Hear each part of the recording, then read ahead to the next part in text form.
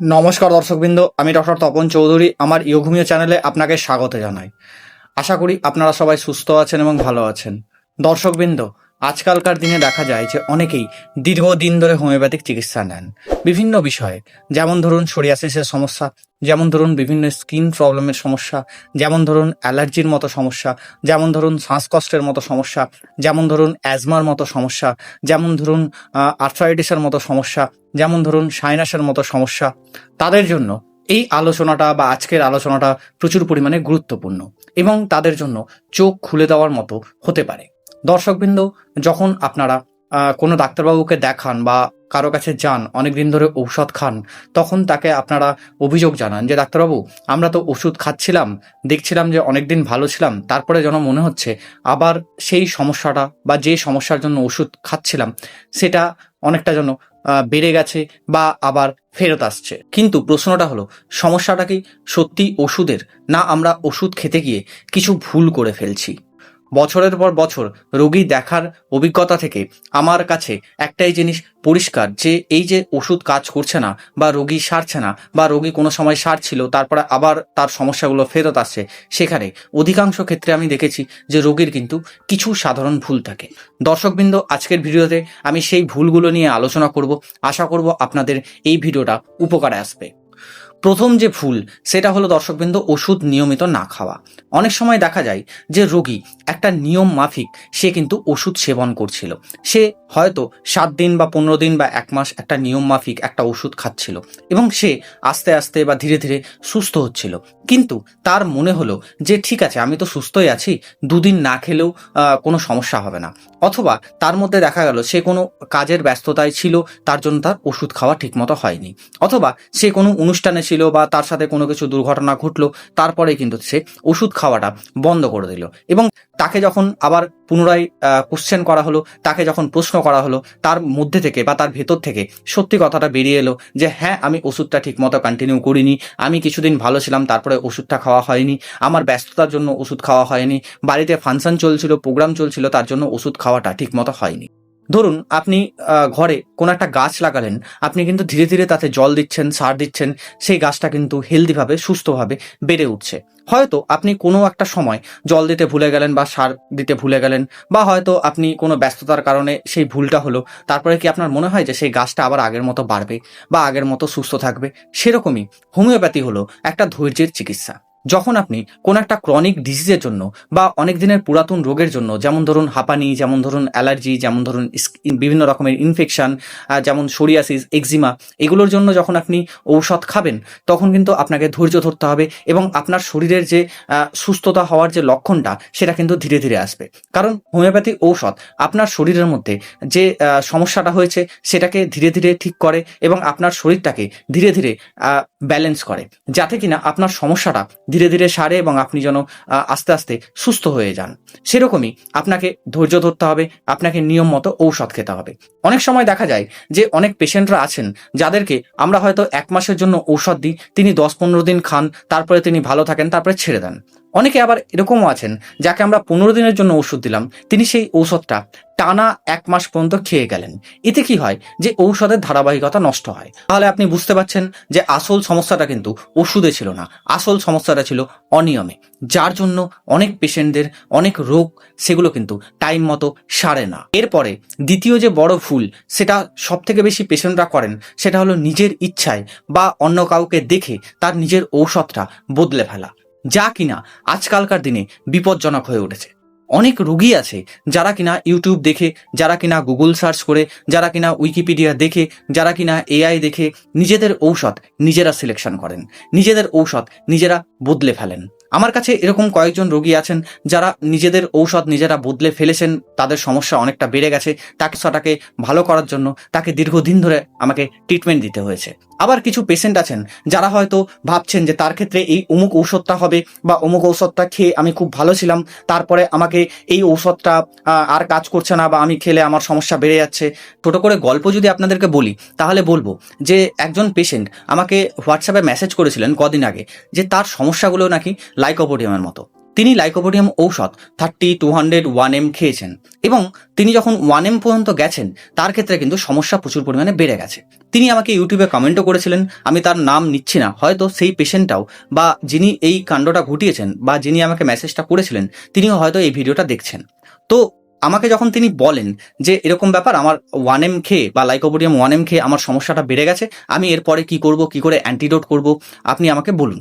তো আমি ওনাকে এইটুকুই বললাম যে ঠিক আছে, আপনার ক্ষেত্রে অ্যান্টিডোট হবে, তবে আপনার ক্ষেত্রে সঠিক যে লক্ষণ সেটা নিতে হবে। শুধুমাত্র আপনার লাইকোপোডিয়াম খেয়ে আপনার যে সমস্যা বেড়ে গেছে সেইটার উপরে বেশ করে যদি তাকে অ্যান্টিডোট করতে দেওয়া হয়, তাহলে আপনার ক্ষেত্রে কিন্তু বিভিন্ন রকমের সমস্যা বাড়তে পারে।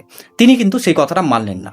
তার মনে হলো যে তাকে কিছু ডাক্তারবাবু বা বাংলাদেশের কিছু ডাক্তারবাবু তাকে লাইকোপোডিয়াম সাজেস্ট করেছেন, তার পাড়ার ডাক্তারবাবু তাকে লাইকোপোডিয়াম সাজেস্ট করেছেন, তিনি ইউটিউব দেখেছেন, তারপরে তিনি লাইকোপোডিয়াম সিলেকশন করেছেন, তিনি বিভিন্ন রকমের সোশ্যাল মিডিয়া দেখেছেন, তার ফলে তিনি লাইকোপোডিয়াম সিলেকশন করেছেন। তার ক্ষেত্রে লাইকোপোডিয়ামটাই যেন একটাই ওষুধ তার জন্য তৈরি হওয়া, এমন করে তিনি আমাকে জাহির করছেন। এবং আমি তাকে বারবার বোঝানো সত্ত্বেও তিনি কিন্তু কোনো মতে মানছেন না।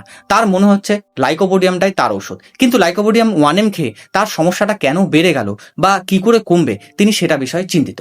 আমি তাকে বারবার করে বললাম, দেখুন লাইকোপোডিয়াম শুধু একটা হোমিওপ্যাথিক ঔষধ নয়, এরকম হাজারো হোমিওপ্যাথিক ঔষধ আছে যা কিনা একদম সিমিলার, একটার পর আরেকটা ঔষধ, যেটা দেখে যে কোনো মানুষের মনে হবে যে হয়তো এই ঔষধটাই আমার জন্য।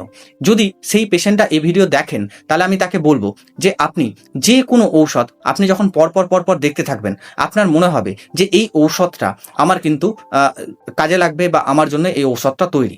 আমরা যে ইউটিউবে ভিডিও দিই বা আমরা যে সোশ্যাল মিডিয়ায় কোনো পোস্ট ছাড়ি, সেটা কিন্তু আমরা আমাদের অভিজ্ঞতার উপর থেকে বলি। কখনো এটা নয় যে হয়তো একটাই ঔষধ সবার ক্ষেত্রে কাজে লাগবে, এটা হতে পারে না। লাইকোপোডিয়ামের মতো আরও অনেক সিমিলার মেডিসিন আছে যা কিনা একদম লাইকোপোডিয়ামের মতো নেচার করে। আমি তাকে বারংবার বোঝানো সত্ত্বেও তার মুখে একটাই কথা যে আমার লাইকোপোডিয়াম, আমি যেহেতু পেশেন্ট, আমার ক্ষেত্রে লাইকোপোডিয়াম কাজ করবে, আপনি বলুন কি করে কাজ করবে। তো আমি তাকে কিভাবে বোঝাবো যে লাইকোপোডিয়াম বা যে কোনো হোমিওপ্যাথিক ঔষধ যখন তার মধ্যে একটা লক্ষণ দেখা যাচ্ছে, হতে পারে তিনি হয়তো লাইকোপোডিয়াম খেয়েছেন, তার মধ্যে লাইকোপোডিয়ামের সমস্ত সিমটম চলে এসছে। এটাও হতে পারে যে তিনি হয়তো যে সিমটমটা বেস করে লাইকোপোডিয়াম সিলেকশন করছেন, সেই সিমটমটা হয়তো তার কাছে নগণ্য, বা কোনো চিকিৎসকের কাছে তিনি যখন সিমটম বলবেন, চিকিৎসক হয়তো সেই সিমটমটাকে কোনো রকম সিমটম ধরবেনই না, হয়তো অন্য কোনো সিমটম দেখে তাকে লাইকোপোডিয়াম সিলেকশন করবেন। আমি একটা ছোট্ট করে যদি উদাহরণ দিই, তো আমি এটুকু বোঝাতে পারবো আপনাদেরকে। আমরা যখন ল্যাকেসিস এবং আর্জেন্টাম নাইট্রিকাম দুটো পেশেন্টকে পাশাপাশি আমরা যখন রাখি, তখন আমরা দেখতে পাই যে ল্যাকেসিসের সাথে আর্জেন্টাম নাইট্রিকামের কিন্তু পুরোপুরি মিল, সব কিছুতেই মিল প্রায়। যেমন ধরুন ল্যাকেসিসের জিপটা যেরকম, সেরকম আর্জেন্টাম নাইট্রিকামের জিপ। ল্যাকেসিসের যেরকম মেন্টালিটি, সেরকম প্রায়ই কিন্তু আর্জেন্টাম নাইট্রিকামের মেন্টালিটি। ল্যাকেসিসের যা স্বপ্ন, আর্জেন্টাম নাইট্রিকামের সেমই স্বপ্ন। কিন্তু পার্থক্যটা কোথায় জানেন? পার্থক্যটা কিছু কিছু জায়গায়। যেমন ধরুন ল্যাকেসিস কোনো মাইক দিয়ে দিলে বা হয়তো তাকে কোথাও বক্তৃতা দিতে দিলে সে কিন্তু ভালো মতো করে বক্তৃতা দিয়ে আসবে এবং সে স্বচ্ছন্দে থাকবে। কিন্তু আর্জেন্টাম নাইট্রিকাম সেখানটায় বক্তৃতা দিতে পারবে না, সে লজ্জা পাবে। ল্যাকেসিস সবসময় গরম চায়, কিন্তু আর্জেন্টাম নাইট্রিকাম সবসময় ঠান্ডা চায়। আরও অনেক রকমের সিমটম আছে, আরও অনেক রকমের লক্ষণ আছে, যার উপরে বেশ করে দুটো ঔষধকে আমাদেরকে আলাদা করতে হয়। তাই আপনাকে অবশ্যই একটা জিনিসই বুঝতে হবে, যদি আপনার ক্ষেত্রে 30 পাওয়ার খেয়ে আপনি ভালো আছেন, আবার আপনার সমস্যা বেড়ে গেল, তার মানে আপনাকে 200 পাওয়ারে যেতে হবে, তা কিন্তু নয়। আবার আপনি হয়তো 200 পাওয়ার খেয়ে কোনো একটা ঔষধের ভালো আছেন, আবার আপনার সমস্যা ফেরত এলো, আপনাকে আবার পাওয়ার বাড়াতে হবে, সেরকমটা নয়। দেখুন, প্রতিদিন শরীর কিন্তু একরকম হয় না। অনেক সময় আবহাওয়া চেঞ্জ হলে, মুড চেঞ্জ হলে, যদি আপনার ক্ষেত্রে প্রচুর পরিমাণে স্ট্রেস থাকে বা হয়তো আপনি প্রচুর পরিমাণে চিন্তায় আছেন, খাওয়া দাওয়া করেননি, তাতেও কিন্তু আপনার সমস্যা বাড়তে পারে। তাই বলে প্রতিবারই আপনাকে ঔষধ চেঞ্জ করতে হবে, প্রতিবারই আপনাকে ডোজ চেঞ্জ করতে হবে, এরকমটা নয়। কখনো উপসর্গ বাড়ে, কখনো উপসর্গ কমে, কখনো ঔষধ দিলে আপনার উপসর্গের প্রতি অ্যাগ্রাভেশন হয় বা আপনার সমস্ত সমস্যা ফেরত আসে, আবার কখনো সেই সমস্যাগুলো আস্তে আস্তে আস্তে আস্তে ঠিক হয়ে যায়। এটাই স্বাভাবিক প্রক্রিয়া কোনো একটা পেশেন্টকে ট্রিটমেন্ট করার জন্য, কোনো একটা পেশেন্টকে চিকিৎসা করার জন্য। কিন্তু রোগীরা তার ধৈর্য হারিয়ে ফেলেন এবং বিভিন্ন ডাক্তারবাবুর কাছে গিয়ে বিভিন্নভাবে তিনি কিন্তু ট্রিটমেন্ট নিতে চান। তাই এতে কি হয় যে পেশেন্টের শরীরের মধ্যে বিভিন্ন পোটেন্সি, বিভিন্ন ঔষধ কিন্তু পরপর ঢুকতে থাকে। এতে কি হয়, ঔষধের একটা সাইড এফেক্ট হয় বা আপনার উপসর্গগুলো এমনভাবে মিশ্র হয়ে যায় যে ঔষধের উপসর্গ আর রোগের উপসর্গ সেটাকে কিন্তু আলাদা করা অসম্ভব হয়ে ওঠে। আমার কাছে এরকমই একটা পেশেন্ট ছিলেন যে কিনা স্কিন ডিজিজে বা এক্সিমার সমস্যায় ভুগছিলেন এবং তার সমস্যাটা ঔষধ খাওয়ার সাথে সাথে অনেকটা বেটার ছিল, আস্তে আস্তে তার সমস্যাটা কমছিল। কিছুদিন পর তিনি কি করলেন, তিনি না জানিয়ে অন্য একটা ডাক্তারবাবুর কাছে গেলেন, সেখানে 2-3টে ঔষধ সেবন করলেন। তারপরে কি হলো, তার সমস্যাটা তার মনে হলো যে সেই ডাক্তারবাবুর কাছে যাওয়ার পরে তার সমস্যাটা কিন্তু দ্রুতভাবে কমতে থাকলো। তারপরে তার সমস্যা অর্থাৎ এক্সিমাটা আরও বেশি আকারে যখন বাড়লো, তখন তিনি কোনো উপায় না পেয়ে তিনি কিন্তু আবার আমার কাছে এলেন। এবং আমি যখন দেখলাম যে আমার প্রেসক্রিপশন অনুযায়ী তাকে ঔষধ দেওয়াতে তার সমস্যা বেড়ে গেছে, আমি তখন তার কেসটা আবার রিকেস টেকিং করলাম। এবং আমার কাছে মনে হলো যে এই কেসটা পুরো জটিল কেস, কিভাবে সমাধান করতে হবে সেটা নিয়ে আমি চিন্তা করলাম, একটু ভাবলাম। ভাবার পরে রোগীকে যখন ভালো করে জিজ্ঞাসা করলাম, রোগী নিজেই স্বীকার করলো যে হ্যাঁ, আমি এর মিডিলে 2টো ঔষধ খেয়েছিলাম এই সমস্যার জন্য অমুক ডাক্তারবাবুর কাছে গিয়ে। তাই আপনাকে বুঝতে হবে যে হোমিওপ্যাথি কিভাবে আমরা একটা পেশেন্টকে দিই কোনো একটা ক্রনিক ডিজিজের ক্ষেত্রে বা পুরাতন রোগের ক্ষেত্রে। এতে কি করে দিই না, হোমিওপ্যাথি সিলেকশন হয় পেশেন্টের বা রোগীর মনের লক্ষণের উপরে, তার ঘুম কেমন হচ্ছে, তার খাওয়া দাওয়া কেমন হচ্ছে, তার পছন্দ কি অপছন্দ কি, তার সমস্যাটা কি, তার সমস্যা কতদিন ধরে চলছে, কতটা গভীর, কোন সময়টায় তার সমস্যা কমছে, কোন সময়টায় তার সমস্যা বাড়ছে, পুরো লক্ষণ একসাথে করে আমরা কিন্তু ড্রাগ সিলেকশন করি, আমরা কিন্তু ঔষধ সিলেকশন করি। এই সময়টায় যদি কোনো রোগী নিজে থেকে ডাক্তারি ফলান বা তার যদি মনে হয় যে আমি অন্য ডাক্তারবাবুর কাছে যাই, আমি ভেরিফাই করি বা আমি কিছু করি, আপনার ক্ষেত্রে কি হবে, ঔষধ কিন্তু 2টো ডাক্তারবাবুর কাছে ভিন্ন হতে পারে। কোনো কারণবশত সেই ভিন্ন 2টো ঔষধ যদি আপনি একসাথেই খেয়ে ফেলেন, তাহলে আপনার মধ্যে কি হবে, কিছুটা ঔষধের সিমটম থাকবে, কিছুটা রোগের সিমটম থাকবে, দুটো মিক্সড হয়ে যাবে এবং আপনার ক্ষেত্রে উপসর্গ বেড়ে যাবে। তারপরে যখন আপনি কোনো একটা ডাক্তারবাবুর কাছে যাবেন, গিয়ে আপনার প্রবলেম বলবেন, তার ক্ষেত্রে সঠিক ঔষধ বের করাটা প্রচুর পরিমাণে কঠিন হয়ে যাবে। তাই একটা কথা পুরোপুরিভাবে বুঝে নিন যে হোমিওপ্যাথি ঔষধ যে ধীরে ধীরে কাজ করে, এটা একদমই সত্য নয়। সঠিকভাবে কেস টেকিং করলে, সব কথা যদি রোগী একজন ডাক্তারবাবুকে জানায়, ডাক্তারবাবু যদি সঠিকভাবে ঔষধ সিলেকশন করেন, তাহলে আপনি দেখবেন খুব দ্রুত আপনার যে উপসর্গ, আপনার যে লক্ষণ, সেটা কিন্তু কমতে থাকবে। আপনার বিশ্বাসই হবে না যে হোমিওপ্যাথি সত্যি খুব তাড়াতাড়ি কাজ করে। তাহলে আপনাদের মনে একটা কোশ্চেন জাগতে পারে যে ডাক্তারবাবু, তাহলে আমরা কি করলে সব থেকে ভালো ফল পাবো? আমি বলবো যে যখন আপনারা কোনো একটা ঔষধ খাচ্ছেন, যখন আপনারা দেখছেন যে আপনারা ভালো আছেন, তখন আপনাদের উচিত যে ঔষধ বা পোটেন্সি চেঞ্জ না করা। যখন আপনি দেখছেন যে আপনার ক্ষেত্রে আপনার সমস্যা বাড়ছে বা হয়তো আপনার মনে হচ্ছে যে ঔষধ কোনো কাজ করছে না, আপনি নিয়মিতভাবে খাচ্ছেন, তাহলে অবশ্যই আপনার ডাক্তারবাবুর সাথে সেটা শেয়ার করুন, আপনার ডাক্তারবাবুকে সেটা জানান। তিনি যা সিদ্ধান্ত নেবেন, তিনি কিন্তু আপনার ভালোর জন্যই সিদ্ধান্ত নেবেন। নিজের ইচ্ছায় ঔষধ বা পোটেন্সি পরিবর্তন করতে যাবেন না। এতে কি হয়, চিকিৎসার ধারাবাহিকতা নষ্ট হয়।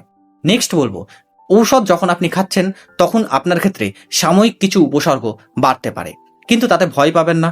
প্রয়োজন যদি পড়ে বা আপনার ক্ষেত্রে যদি মনে হচ্ছে যে উপসর্গ খুব বেশি, আপনি সহ্য করতে পারছেন না, তাহলে অবশ্যই ডাক্তারবাবুকে জানান। নেক্সট বলবো যে নিজে থেকে কখনো ডাক্তারি ফলাতে যাবেন না।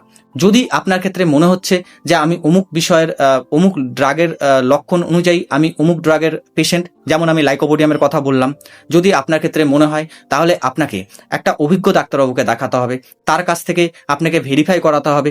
তিনি যখন কেস টেকিং করবেন, তিনি অবশ্যই আপনাকে বলে দেবেন যে আপনি লাইকোপোডিয়াম কিনা, আপনি নাক্সভূমিকা কিনা, বা তিনি অবশ্যই আপনাকে বলবেন যে আপনি আদার্স কোনো মেডিসিন কিনা। নিজে থেকে যদি আপনি ডাক্তারি ফলাতে চান, নিজে থেকে যদি আপনি ঔষধ খেতে যান, তাহলে আপনার ক্ষেত্রে হিতে বিপরীত কিন্তু হতে পারে।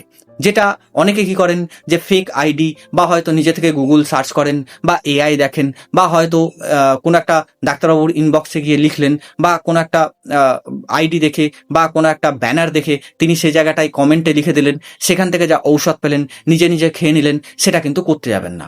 সব ঔষধ সবার জন্য নয়, প্রত্যেকটা ঔষধের লক্ষণ আলাদা। আমরা যেটা কিনা রোগী দেখে বা রোগীর সমস্ত রকম লক্ষণ নিয়ে আমরা তবেই একটা ঔষধে পৌঁছাতে পারি। আমাদেরও টাইম লাগে যে একটা পেশেন্টের একটা ঔষধে পৌঁছানোর জন্য। যখন আপনি কোনো ডাক্তারবাবুকে আপনার সমস্যা বলবেন, তখন আপনার উচিত যে সমস্ত রকমের সমস্যা বলা। আপনি যদি কোনো ঔষধ খেয়ে থাকেন, সেটা সম্বন্ধেও বলা। যদি আপনি না জানেন কি ঔষধ খেয়েছেন, আপনার কাছে যদি প্রেসক্রিপশন থাকে, আপনি সেটা নিয়ে যান। যদি আপনার কাছে প্রেসক্রিপশন না থাকে, তাহলে আপনি ডাক্তারবাবুকে বলুন যে আমি হ্যাঁ হোমিওপ্যাথিক ঔষধ খেয়েছি, আমি তার নাম জানি না, কি আমার কাছে প্রেসক্রিপশন হারিয়ে গেছে।